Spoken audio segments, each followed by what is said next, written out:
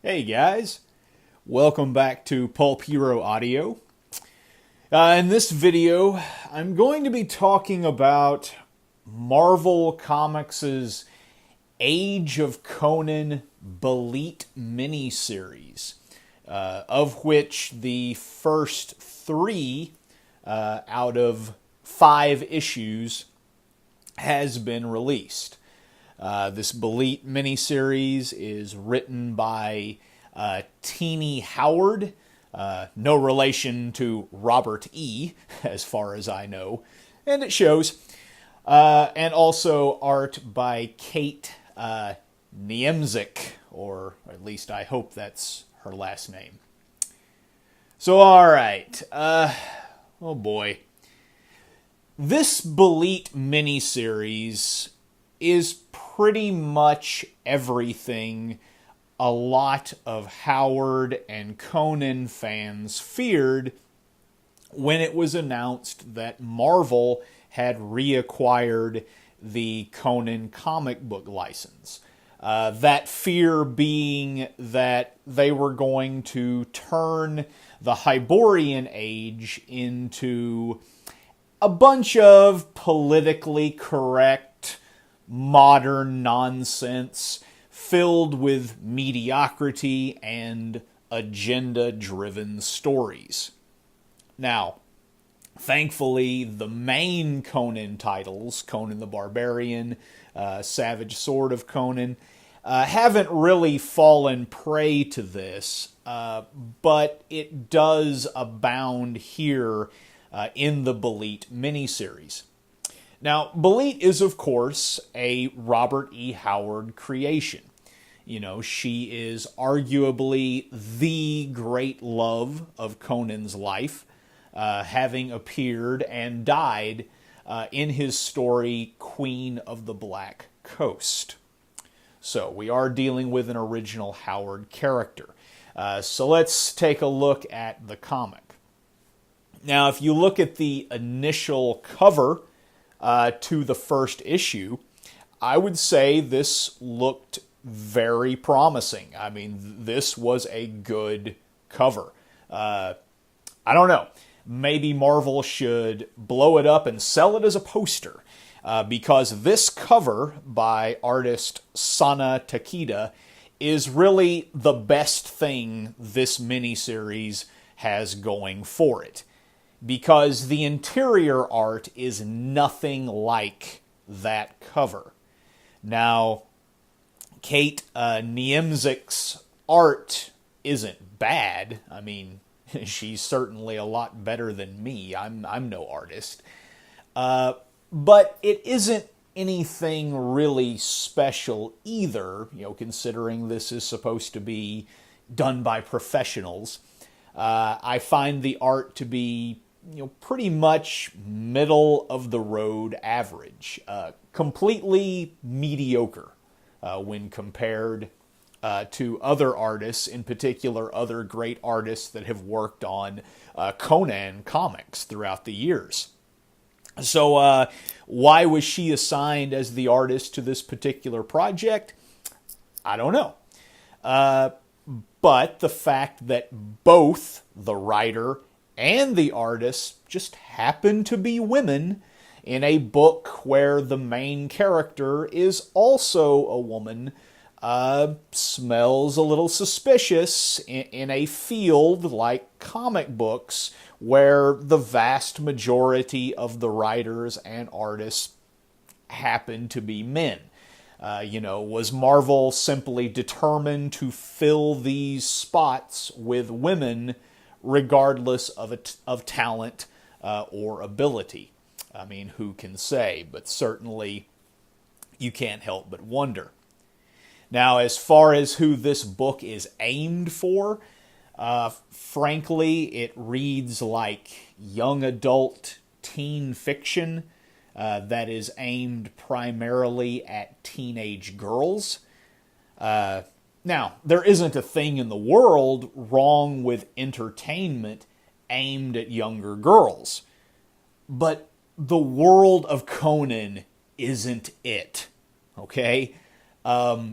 Robert E. Howard's fiction, including Conan, has always primarily appealed to men and boys. That's not to say there aren't women that enjoy his work.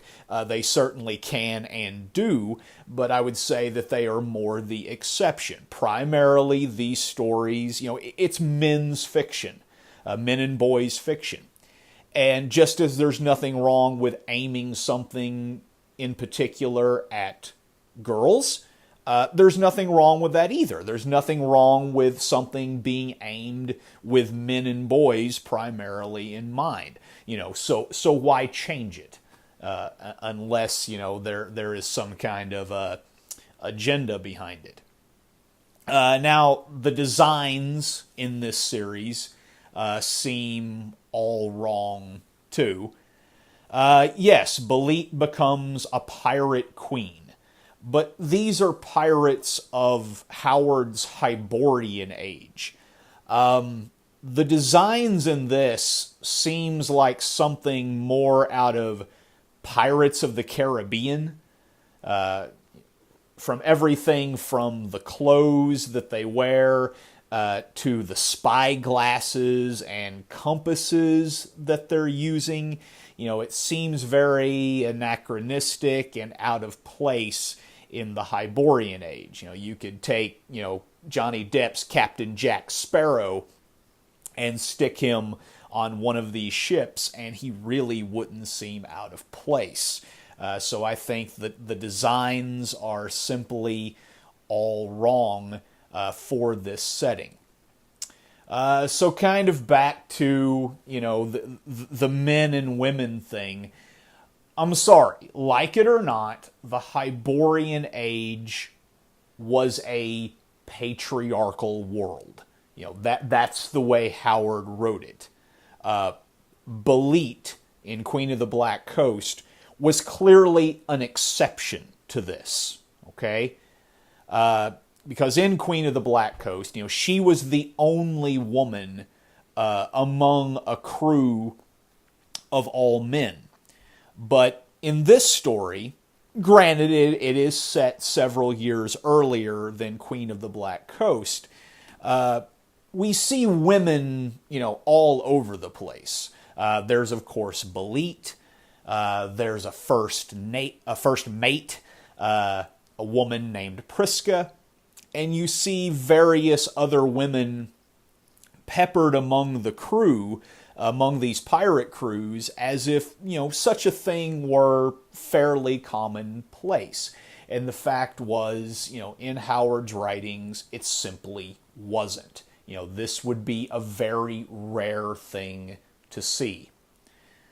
Now, in our story, the first crew, before she becomes a captain or anything, the first crew that Bêlit becomes a part of, they end up attacking another ship that Bêlit is at first a captive aboard.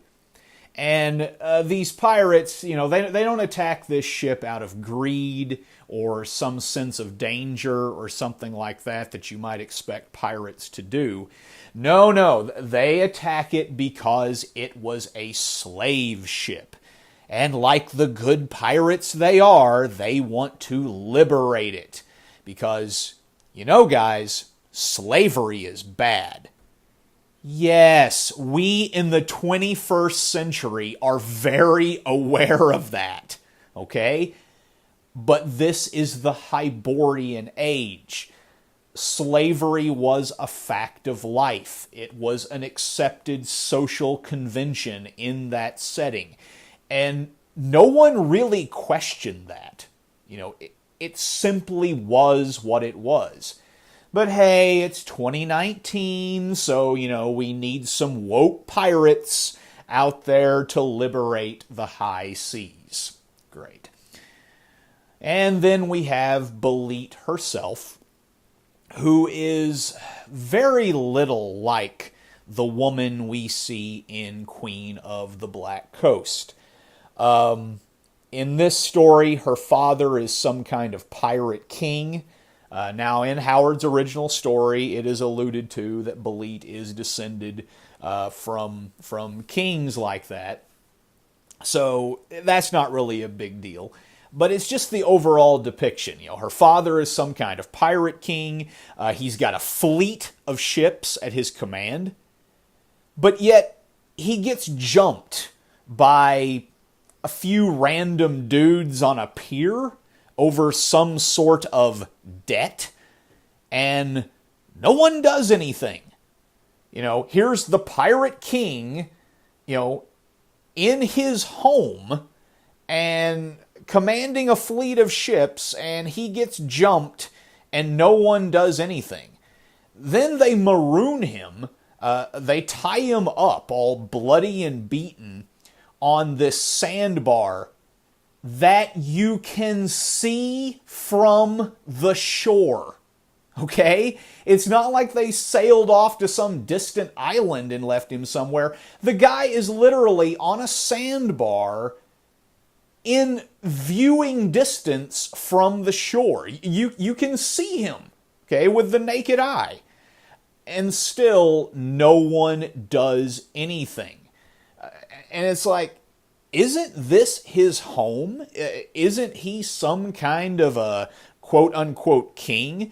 Doesn't he have a fleet of ships with men loyal to him? But no, he owed some kind of debt to some random people, and they jumped him and beat him up and left him for dead on a sandbar. And I guess, you could just hang out there on the pier, sip a Hyborian margarita or something, and, watch him die. Because no one does anything. Because it's only his daughter that really seems to even care. But Dad feels guilty or something over all of the big bad deeds that he's done in his life. And so he just consigns himself to just give up and die.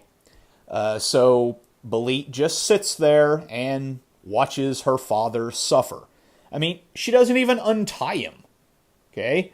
And so finally he's like, hey, I don't want to die this way. So Bêlit just kills him, her father. So that's the end of the Pirate King.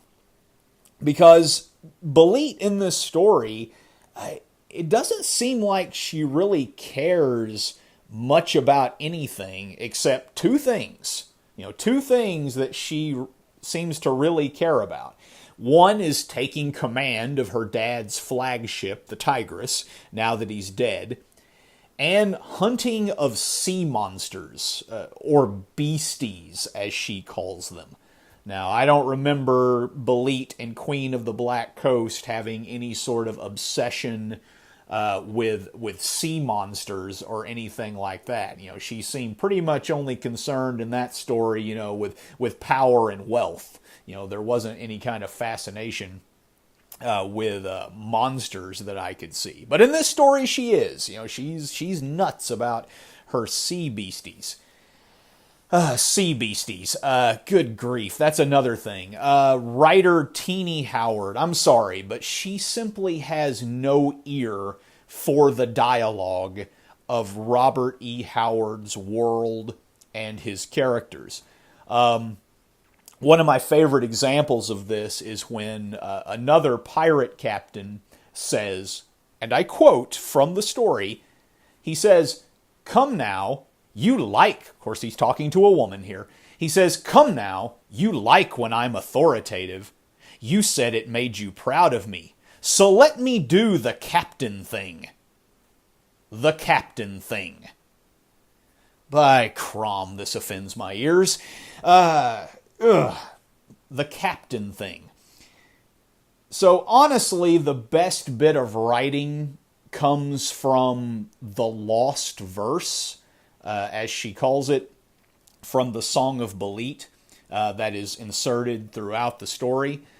So I don't know, maybe Tini Howard should focus on her strengths and stick to poetry or something like that. Because this just does not sound like something from Howard's world or things that Howard's characters would say. So Bêlit is naturally an amazing fighter. You know, she's leaping all over the place and doing spins and flips and things like that. And you know, even though she's like a scrawny little teenage girl through most of this story, she yet possesses the strength to behead a giant sea monster, you know, that's bigger than the ship that she's on. Now, Robert E. Howard's Bêlit wasn't like this, okay? Bêlit was a thinker, not a fighter. You know, she relied on Conan and her male crew to execute her ambitions. You know, she used her wits and her beauty to hold men in thrall, you know, to the point that her crew came to see her as nearly a goddess of some sort. You know, in Queen of the Black Coast, she effectively seduced Conan. You know, she didn't impress him with her fighting prowess or anything like that. So, this Buffy the Sea Monster Slayer is hardly the lithe yet voluptuous Queen of the Black Coast that we see in Howard's story. Now, not that there's anything wrong with characters like Buffy. Hey, I kind of like Buffy. But the fact is, this just isn't consistent with the character that Robert E. Howard, created. Because in that story, in Queen of the Black Coast, the only time Bêlit really fights anything, like, you know, with a weapon, is when Conan sees a vision of her, you know, after she's already died at the hands of the Winged One. Speaking of which, no way does the Winged One, the monster from Queen of the Black Coast, no way does that creature take out this Bêlit that we see in this comic book and her entire crew, because they are totally different characters. So all in all, I would say the Bêlit miniseries from Marvel is a study in useless mediocrity and ill-researched characterization and setting aimed at the wrong demographic. But will Marvel learn its lesson? I don't know. They've already announced that the next Age of Conan miniseries is to focus on Valyria, another Howard female character. That one featured in his novella Red Nails. And once again, the first issue's cover looks great. But we saw that with Bêlit as well. So is that what the Age of Conan series, is that what it's going to be? Is it going to be a poorly executed, female-focused string of miniseries that are Conan in name only? You know, what about some of Robert E. Howard's more interesting male supporting characters? What about, say, the Prince of Thieves, you know, Taurus of Nemedia from the Tower of the Elephant? What about Nestor, the Gunderman deserter, who had some adventures with Conan and ended up getting hanged? So, I don't know. There's a lot that Marvel could do with a title that focuses on Conan's world without Conan himself at the helm. But, you know, if you can't make it good, then don't even bother. Just stop, okay? If you can't make it good, just stop. Okay, guys, that's all I've got on the Bêlit miniseries. There are still 2 more issues to go, which I do plan to check out and read and see how this thing finally ends up in the final analysis. So until next time, be sure to comment. Let me know what you think about Marvel's comics, the Bêlit miniseries, anything along those lines. Be sure and subscribe and like. Always appreciate that. And we'll talk to you next time. Later.